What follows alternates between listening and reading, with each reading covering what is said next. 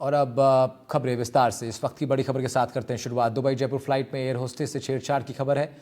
Air India express की flight 9196 में छेड़छाड़ हुई है। शराबी यात्री ने एयर होस्टेस से छेड़छाड़ की। फ्लाइट के जयपुर लैंड होने पर हिरासत में आरोपी को ले लिया गया है।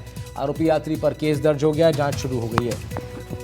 सुशांत पारिक फोन लाइन पर हमारे साथ जुड़ रहे हैं, उनका रुख कर लेते हैं। जी सुशांत, क्या जानकारी आपके पास? देखिए, एक बार फिर से एयर इंडिया एक्सप्रेस चर्चाओं में है। इस बार वजह दूसरी है और जिस तरह का मामला है बहुत गंभीर है।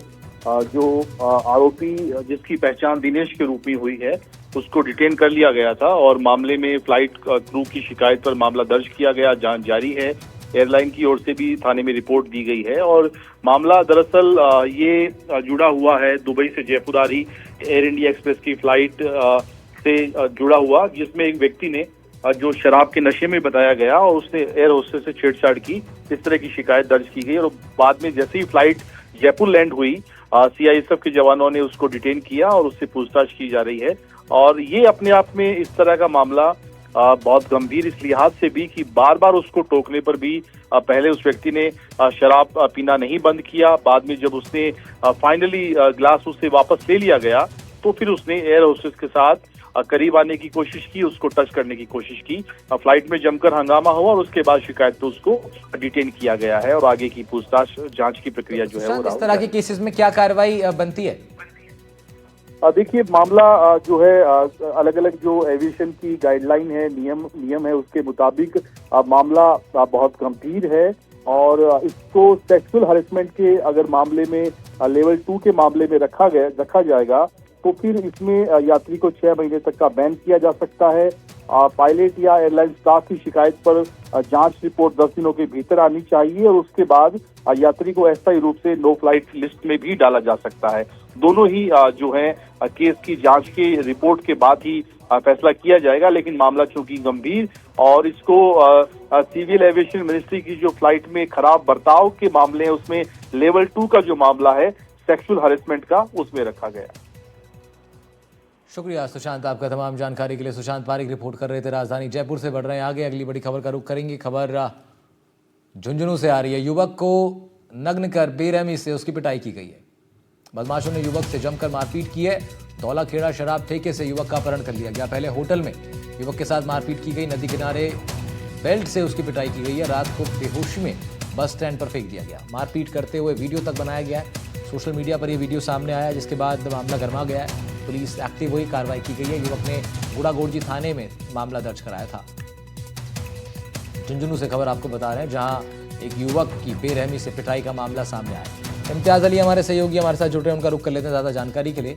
इम्तियाज, क्या जानकारी आपके पास?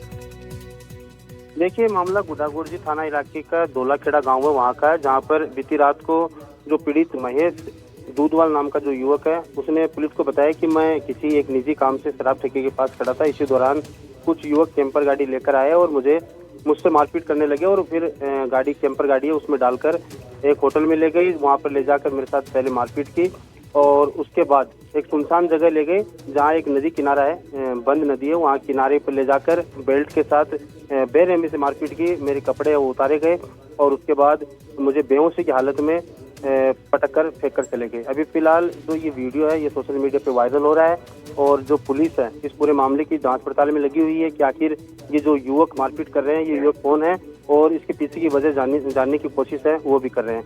अभी फिलहाल ये जो वीडियो है ये वायरल हो रहा है। पुलिस का कहना है कि हमने टीमें बना दी है, जगह जगह दबी से दी जा रही है। जल्द ही जो बदमाश है उनको गिरफ्तार है वो कर लिया जाएगा। जी ठीक है इम्तियाज, आप बने रहिएगा हमारे साथ। एक और बड़ी खबर झुंझुनू से आ रही है, उसका रुख कर ले रहे हैं, उस पर जानकारी लेंगे आपसे। दरअसल गेस्ट हाउस में, झुंझुनू में एक गेस्ट हाउस में युवक पर हमला हुआ है। युवक को पीटते हुए बदमाश वहां से ले गए। पीड़ित ने गुड़ा थाने में मामला दर्ज करवा दिया है। 7 नामजद सहित 30 के खिलाफ मामला दर्ज हुआ है। गेस्ट हाउस में लगी सीसीटीवी में ये वारदात कैद हुई है। जमवाय माता गेस्ट हाउस का ये पूरा का पूरा मामला है, जहां पर एक युवक के साथ गेस्ट हाउस में कुछ लोगों ने जमकर मार पिटाई की है। 7 लोगों को नामजद करते हुए उनके खिलाफ मुकदमा दर्ज हुआ है। इम्तियाज जुड़े हुए हैं हमारे साथ, हमारे सहयोगी झुंझुनू से। इम्तियाज, इस खबर पर क्या अपडेट है? मामला भी झुंझुनू के गुड्डागोड़जी थाना इलाके के जो भोड़की गांव है वहां का है, जहां पर जमुआई माता गेस्ट हाउस में जो युवक है वो अपने काम से लगा हुआ था। इसी दौरान वीडियो में भी साफ तौर पे देखा जा सकता है कि 2 युवक हैं, वो 3 युवकों के साथ मारपीट कर रहे हैं और मारपीट करने के बाद एक युवक को जबरन घसीटते हुए, जो टोडी निवासी अनिल मेघवाल है, उसको जबरन घसीटते हुए अपनी गाड़ी में डालकर किसी दूसरी जगह ले गए। और बताया ये भी जा रहा है कि 25 से 30 लोग हैं वो गाड़ी में सवार होकर आए थे, लेकिन फिलहाल जो वीडियो में दिख रहे हैं वो 2 से 3 युवक हैं, वो मारपीट करते हुए दिखाई दे रहे हैं। साथ ही आरोप ये भी लगाया गया है कि पहले मेरे साथ जाति सूचक जो गालियां वो दी गई, उसके बाद मेरा अपहरण किया गया और फिर मेरे साथ मारपीट वो की गई। अभी फिलहाल पुलिस में मामला पहुंचा है और पुलिस ने जो धाराएं हैं उनमें मामला दर्ज किया है और जो आरोपी हैं उनकी तलाश है वो की जा रही है, क्योंकि इस दोनों ही मामलों की जो जांच कर रहे हैं वो नौलगढ़ डिप्टी राजवीर सिंह है, उनको सौंपी गई है। तो फिलहाल पुलिस पूरे मामले को लेकर गंभीर है और दोनों ही जो वीडियो वायरल हो रहे हैं उसमें पुलिस ने टीमें बना दी है और जगह जगह दबिश वो दी जा रही है। संभवतः जल्द ही जो बदमाश है वो गिरफ्तार कर लिए जाएंगे, क्योंकि पुलिस ने इस पूरे मामले को गंभीरता से ले रखा है। जी ठीक है इम्तियाज़, बहुत बहुत शुक्रिया आपका तमाम जानकारी के लिए। इम्तियाज़ अली हमारे सहयोगी इस खबर पर कर रहे थे रिपोर्ट। बढ़ रहे हैं आगे बात सीकर की। दिन दहाड़े यहाँ युवक का अपहरण कर लिया गया। बीच बाजार से युवक को बदमाश उठा करके ले गए। कार सवार बदमाशों ने अपहरण कर लिया है। सीसीटीवी में हालांकि पूरी वारदात कैद हो गई है। अब उसी के आधार पर पुलिस जांच पड़ताल कर रही है, तफ्तीश कर रही है। पूरा मामला आपसी रंजिश से जुड़ा हुआ फिलहाल बताया जा रहा है। पुलिस की प्राथमिक जांच में ऐसा ही लग रहा है, आगे पुलिस अब कार्रवाई करेगी। तस्वीरें देखिए, ये सीसीटीवी में कैद हो गई। इससे खासा मदद पुलिस को मिलेगी। आरोपियों को डिटेन करने में। दिन दहाड़े युवक का अपहरण कर लिया गया, मार पिटाई उसके साथ की गई है। सीकर से खबर आपको बता रहे हैं, जहां पर एक युवक के साथ जमकर मारपीट का मामला सामने आया और गाड़ी में अपहरण उसका कर लिया गया। काले रंग की स्कॉर्पियो कार जो आपको नजर आ रही है तस्वीरों में, इसी में बदमाश युवक को उठा करके ले गए।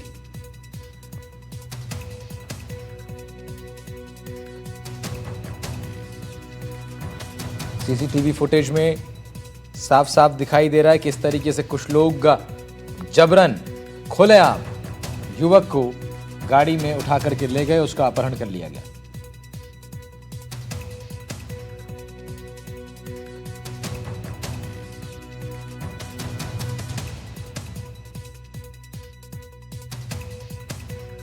शाम को एक शाकिब नाम के लड़के का कुछ लोग अपहरण करके ले जाने की सूचना प्राप्त हुई है, जिसकी तलाश के लिए अलग अलग थानों की काफ़ी सारी टीमें लगाई गई है और उसके परिजनों द्वारा एक प्रार्थना पत्र थाने पे दिया गया है। मुकदमा दर्ज कर अग्रिम कार्रवाई की जाएगी। पहले कोई रंजिश है इनकी? हाँ, बताया है कि आपस में इनकी जगदेव सिंह पवार हमारे सहयोगी फोन लाइन पर हमारे साथ जुड़ रहे हैं सीकर से, हमारे संवाददाता, उनका रुख कर लेते हैं। जी जगदेव, इस पूरे प्रकरण में क्या कुछ अपडेट है अभी तक? कहूँगा अभी तक जो है आरोपी युवक अभी तक हाथ नहीं आए हैं और पुलिस ने अलग अलग जो टीमें हैं थानों की बना रखी है और जो है आरोपियों की गिरफ्तारी और अपहरण हुए युवक को दस्तयाब करने का प्रयास कर रही है। और इसके लिए जो है नाकाबंदी भी जिले भर में करवाई गई है पुलिस की ओर से। वहीं ये पूरा मामला जो है पुराने आपसी रंजिश को लेकर बताया जा रहा है। जो दोनों युवकों में जो अपहरण करने वाले हैं और जो युवक है उनमें पहले करीब 1 साल पहले के ये आपस में विवाद चल रहा था। इसी विवाद के चलते जो है लक्ष्मणगढ़ पुलिस थाने और सीकर पुलिस थाने में जो मामले भी दर्ज है, इसी को लेकर के अपहरण जो करने की जो है जानकारी सामने आई है प्रारंभिक रूप से। और फिलहाल जो है पुलिस पूरे मामले की जांच कर रही है। और ये बता दूं आपको, जो आज ये घटना हुई है वो पूरे सीकर शहर के मुख्य बाजार के बीचों बीच दिन दहाड़े की ये घटना हुई है और करीब 7:45 बजे की ये घटना है, जहां पर ब्लैक स्कॉर्पियो में आए सवार युवक जो थे बदमाश, उन्होंने एक युवक का अपहरण किया है। जबरन उसे स्कॉर्पियो गाड़ी में डाल करके ले गए हैं और उसके बाद में जो वो मौके से फरार हो गए, जिसके चलते आसपास के दुकानदार और जो राहगीर थे उनमें भी जो दहशत का माहौल बना। लेकिन जैसे ही सूचना मिली तो पुलिस भी मौके पर पहुंची और सीसीटीवी फुटेज भी सामने आए हैं जिसमें ब्लैक गाड़ी में सवार होकर आए युवकों ने एक युवक का अपहरण किया है। जी ठीक है जगदेव, शुक्रिया आपका तमाम जानकारी के लिए। जगदेव सिंह पवार इस खबर पर रिपोर्ट कर रहे थे, हमारे सहयोगी सीकर से। जालौर से खबर आ रही है, सायला पुलिस को बड़ी कामयाबी मिली है। 477 किलोग्राम से भी ज़्यादा डोडा पोस्ट जब्त कर लिया गया। एक गाड़ी में से इसको जब्त किया गया है। इसकी कीमत 75 लाख रुपए तक बताई जा रही है। ड्राइवर और तस्कर हालांकि भागने में कामयाब हो गए, लेकिन बड़ी मात्रा में ड्रग जब्त किया गया है। जालौर से खबर आप तक पहुंचा रहे हैं, जहां पर 477 किलोग्राम से भी ज्यादा डोडा पोस्ट जब्त कर लिया गया। हालांकि ड्राइवर और तस्कर भागने में कामयाब हो गए। उधर जोधपुर से खबर है कि रेलवे स्टेशन को बम से उड़ाने की धमकी मिली है। धमकी के बाद सुरक्षा एजेंसियां अलर्ट मोड पर आ गई हैं। रेलवे स्टेशन पर सघन तलाशी अभियान चलाया जा रहा है। जांच में पुलिस के हाथ अब तक कुछ नहीं लगा। सुरक्षा एजेंसियों ने इसके बाद राहत की सांस ली।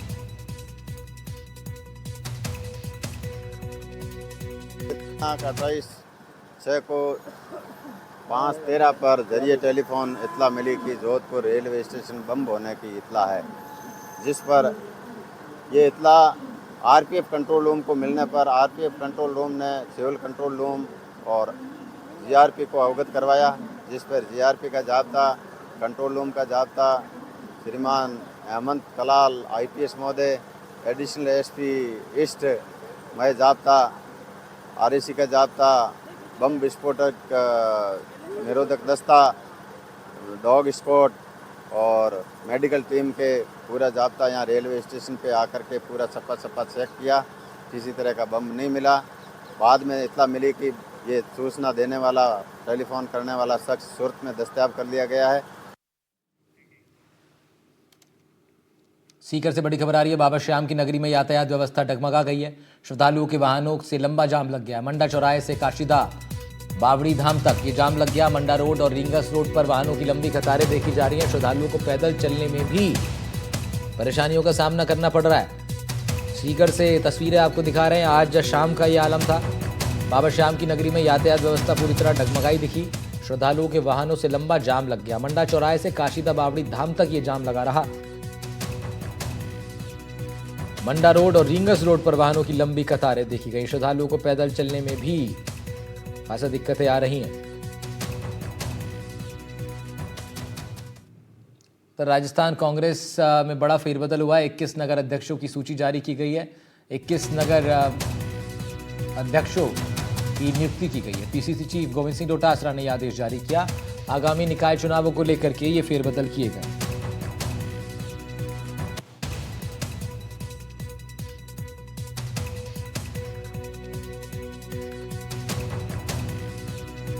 तो 21 नए नाम सामने हैं नगर कांग्रेस अध्यक्ष के नाते से, और अलग अलग 21 नगर अहौर, कानौती, परसाना, सावर, सरवाड़, सादड़ी, वजीरपुर, इस तरह 21 नगर हैं, जिसमें राजस्थान कांग्रेस प्रदेश कमेटी की तरफ से मलसीसर, जावा, टोडा भीम, मंडवरी, रामगढ़, पचवारा, किशनगढ़ बास, बोली, बाड़ी, बरहौद, मांगड़, तिवरी, राजगढ़, वजीरपुर, सादड़ी, इस तरह से 21 नगर हैं जिनमें नए अध्यक्षों का चयन कर दिया गया। कितना महत्वपूर्ण है ये परिवर्तन इस वक्त कांग्रेस के लिए, जानकारी ले लेते हैं हमारे इनपुट एडिटर सुशांत पारिक से। जी सुशांत। देखिए राहुल, महत्वपूर्ण तो है ही, क्योंकि संगठन बदलाव के दौर से गुजर रहा है। नगर अध्यक्षों पर दारोमदार रहता है उस विधानसभा क्षेत्र में कांग्रेस के संगठन को मजबूत करना। ऐसे में जब 21 नगर अध्यक्ष बदले गए हैं तो एक आप ये मानिए कि संगठनात्मक तौर पर बहुत सारे नए चेहरे इसमें नजर आ रहे हैं। कुछ अनुभवी नेता भी हैं, तो एक बेहतर तालमेल रखने की कोशिश की गई है। जातीय और सामाजिक क्षेत्रीय समीकरणों को साधने की कोशिश भी की गई है। बहुत सारे ऐसे लोग जो शायद अब उस तरह से एनर्जी के साथ काम नहीं कर रहे, लेकिन वो अपनी दावेदारी जता रहे थे, उनको उस तरह की जिम्मेदारी नहीं मिली है। और ये अब राहुल गांधी के उस बयान पर भी आप उसको जोड़ के देख सकते हैं, जब उन्होंने कहा कि हमें बारात के घोड़े और रेस के घोड़े अलग अलग करने हैं। तो राजस्थान में संगठनात्मक तौर पर डोटासरा लगातार होमवर्क करके, एक्सरसाइज करके, दिल्ली से परमिशन लेकर संगठन को अगला जो चुनाव विधानसभा का होगा उसके लिए अभी से तैयार करने की कोशिश कर। ठीक है, शुक्रिया सुशांत आपका तमाम जानकारी के लिए। बढ़ रहे हैं आगे। उधर राजस्थान कांग्रेस के निर्देश पर जिला कांग्रेस कमेटी की ओर से मारवाड़ इंटरनेशनल सेंटर में संविधान बचाओ रैली निकाली गई। गहलोत, कांग्रेस प्रदेश अध्यक्ष डोटासरा, विधानसभा में नेता प्रतिपक्ष टीकाराम जूली सहित कांग्रेस के कई बड़े नेताओं की मौजूदगी रही है। कांग्रेस के नेताओं ने कहा कि संविधान बचाओ रैली का आयोजन आवश्यक था, क्योंकि वर्तमान समय में केंद्र और राज्य सरकार संविधान को तोड़ मरोड़ रही है, तो हमें तो सड़कों पर आना ही पड़ेगा। कह सकते हैं कि हमारे समय में इतनी योजनाएं कभी बंद नहीं हुई 5 साल में, जितनी इन्होंने 1.5 साल में ही बंद कर दी। बाकी मैंने तो चैलेंज किया है, जहां हम खड़े हैं ऐसा सेंटर ये हमारी सरकार में बना। आपने एक भी ऐसा इंटरनेशनल मारवाड़ इंटरनेशनल सेंटर जो यहाँ जोधपुर में बना है, अगर ऐसा एक भी कहीं आपने बनाया हो पूर्व राजस्थान में तो बता दीजिए। सुप्रीम कोर्ट फैसले हो चुके हैं कि संविधान में समाजवाद और धर्मनिरपेक्षता जो है ये मूल भावना है संविधान की। ये कहा है सुप्रीम कोर्ट। इंदिरा गांधी ने जो संविधान संशोधन किया उनको डलवाया ये संविधान और समाजवाद और धर्मनिरपेक्षता सब सोच समझ डलवाया। और समाजवाद का संविधान में प्रावधान होने के बावजूद भी आज भी गरीबी अमीरी की कितनी बड़ी खाई बढ़ रही है। उधर पंजाब के राज्यपाल गुलाब चंद कटारिया ने भामाशाह जयंती को लेकर बड़ा बयान दिया। कटारिया बोले कि महाराणा प्रताप की हर संभव मदद करने से अधिक पवित्र क्या हो सकता है, ताकि मेवाड़ की स्वतंत्रता के लिए अपना जीवन समर्पित करने वाले व्यक्ति को हमारी ओर से हर संभव सहायता मिल सके। इसलिए भामाशाह ने उन्हें अपना सब कुछ दे दिया था। तो भामाशाह जयंती का ये पर्व सारे देश में बहुत सम्मान के साथ मनाया जाता है। मैं सोचता हूँ कि प्रताप के उस कठोरतम जीवन और आज़ादी की लड़ाई में जब भामाशाह को लगा कि प्रताप को सैन्य शक्ति और बाकी के लिए आज सब प्रकार की आवश्यकता है, धन और साधनों की, तो उससे विचार किया कि मेरे बाप दादाओं का ये जो कुछ है ये तो इसी के लिए दिया हुआ है, इसी के लिए है, तो इससे बड़ा पवित्र काम और क्या होगा कि राणा प्रताप को सब प्रकार से मदद करे, ताकि जो मेवाड़ की आज़ादी के लिए इतना संघर्षमय जीवन जी रहा है उस आदमी को जो कुछ भी हमारी तरफ से सहयोग होते है, तो उन्होंने आर्थिक दृष्टि से भी सब कुछ था वो दान किया और साथ में सेना में भी एक सैनिक की तरह से, एक नेतृत्व के तरह से काम किया। तो भामाशाह जयंती के मौके पर ये तमाम कार्यक्रम हो रहे थे और भामाशाह जिन्होंने महाराणा प्रताप की हल्दी घाटी के युद्ध के बाद जब महाराणा प्रताप को फिर एक बार संघर्ष करना पड़ा और अपनी सेना उन्होंने इकट्ठा करी, तब उनके तमाम रिसोर्सेज के लिए, साधनों के लिए भामाशाह ने अपनी सारी संपत्ति महाराणा प्रताप के नाम कर दी थी। और उसी के बाद बताया जाता है कि महाराणा प्रताप ने अपनी जो नई सेना तैयार की उसके बल पर उन्होंने कई किले, मेवाड़ किले जीते।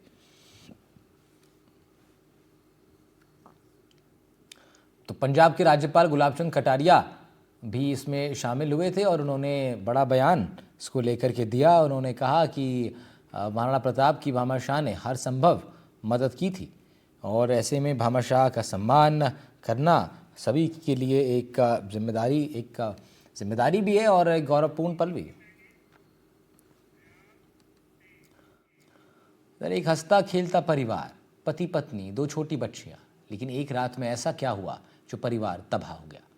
आखिर पति पत्नी में ऐसा क्या हुआ जो दोनों की लाश सुबह घर में मिली?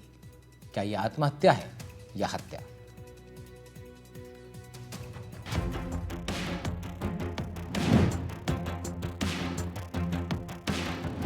हत्या या आत्महत्या?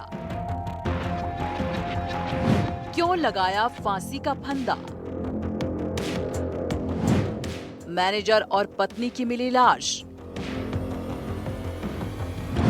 मौत को लेकर बड़े सवाल।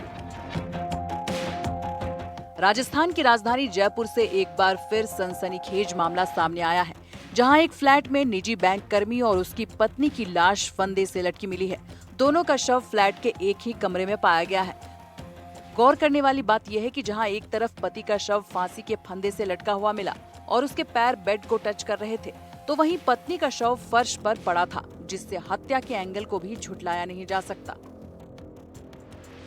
जयपुर के मुहाना थाना इलाके में राधा रानी अपार्टमेंट में एक कपल, पति पत्नी ने कल यहां पर सुसाइड कर लिया। सूचना के बाद मुहाना थाना पुलिस मौके पर पहुंची और मामले की पुलिस जांच कर रही है। राधा रानी अपार्टमेंट 173 पटेल नगर, और यहां पर आप देखेंगे कि जो 2 एसी लग रहे हैं, इसी अपार्टमेंट के अंदर धर्मेंद्र चौधरी और उनकी पत्नी सुमन चौधरी रहते थे उनकी 2 बेटियां भी थी। बेटियों को भरतपुर में अपने गांव नंदबई भेजा हुआ था। इस दौरान दोनों पति पत्नी यहां पर अकेले थे और उसके बाद कल एक खबर आती है कि दोनों पति पत्नी की लाश जो है वो यहाँ पर मिली है। उसके बाद मुहाना पुलिस मौके पर पहुंची। अभी तक की जो प्राइमरी जो इन्वेस्टिगेशन है उसमें सामने आया है कि संभवतः मामला जो है वो सामूहिक आत्महत्या का लग रहा है, लेकिन दूसरा एंगल भी हो सकता है कि पहले हत्या किसी एक ने हत्या की, उसके बाद खुद भी जो है सुसाइड कर सकता है। दरअसल मुहाना थाना क्षेत्र के दादू दयाल नगर इलाके में भरतपुर के धर्मेंद्र चौधरी अपनी पत्नी और 2 बेटियों के साथ तीसरी मंजिल पर फ्लैट नंबर 301 में रहते थे। वो एक प्राइवेट बैंक की इंश्योरेंस कंपनी में मैनेजर थे, जबकि पत्नी सुमन गृहिणी थी। हाल ही में दोनों बेटियां छुट्टी मनाने पैतृक गांव गई थी। वहीं शुक्रवार को बैंक नहीं जाने पर मृतक के सहकर्मियों ने बैंक से उनके मोबाइल पर लगातार फोन किए।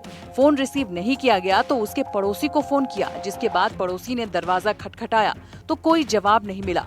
उसके बाद पड़ोसियों ने धक्का देकर गेट खोला तो सब हैरान रह गए। ये लोग अप्रोक्स 1 साल से यहाँ रह रहे थे। देखो, तो हमने तो कल मतलब फ़ोन आया था, मैं बाहर था, तो हमने सुना कि ऐसा ऐसा हो गया। उसके बाद मैं 2-3 घंटे बाद अपना काम फ्री करके तब आया यहाँ, तब मैंने देखा, मैंने कि यही देखा था, बाकी तो कुछ नॉलेज नहीं थी। आपकी बोलचाल थी धर्मेंद्र जी, कैसा उनका व्यवहार था? अच्छा था या ऐसा लगता था कभी ऐसा करता? बढ़िया, अच्छे आदमी थे। मतलब हमारी बातचीत तो होती थी, मतलब ऐसे डेली तो नहीं, लेकिन कभी जैसे नीचे पार्किंग में मिल गए या फिर लिफ्ट में मिल लिए तो हमारी बातचीत हंसी मजाक ऐसे चलती थी नॉर्मल। जिसके बाद मौके पर पुलिस पहुंची और शवों को कब्जे में लेकर जांच में जुट गई है। पुलिस हत्या और आत्महत्या दोनों एंगल से जांच कर रही है, क्योंकि शुरुआती जांच में पता चला है कि घटना रात में हुई, जिसका खुलासा करीब 12 घंटे बाद हुआ। ये थाना क्षेत्र के अंदर दादू दयाल नगर के पास में पटेल नगर है, वहाँ राधा रानी अपार्टमेंट में 3rd फ्लोर पे एक कपल है, धर्मेंद्र और सुमन चौधरी।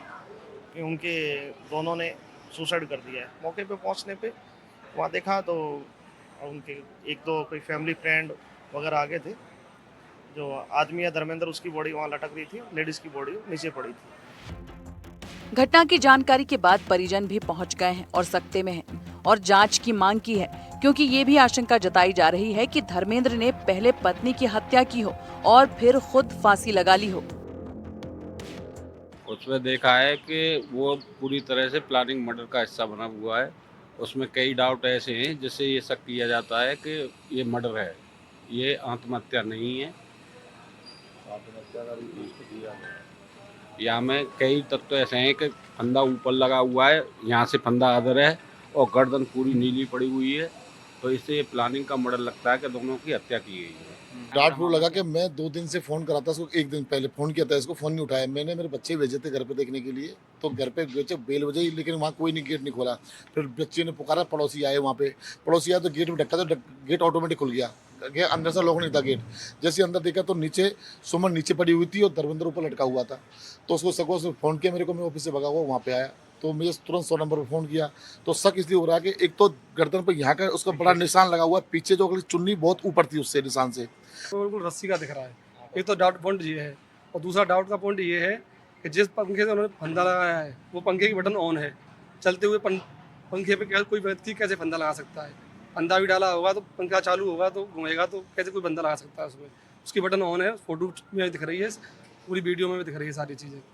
और बहुत सारे डाउट नहीं हैं उसमें। एक तो गेट का खुला होना, और जीजा जी मेरे, मैं उनको जानता हूँ, चित्र दीदी को भी जानता हूँ, उन दोनों में से कोई ऐसा आदमी नहीं है जो इस कदम को उठा लेगा।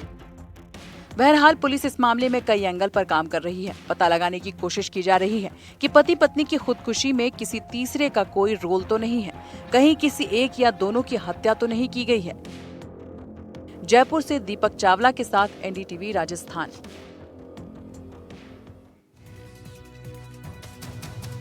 इसी के साथ प्राइम में इतना ही। खबरों का सिलसिला रहेगा जारी। नमस्कार।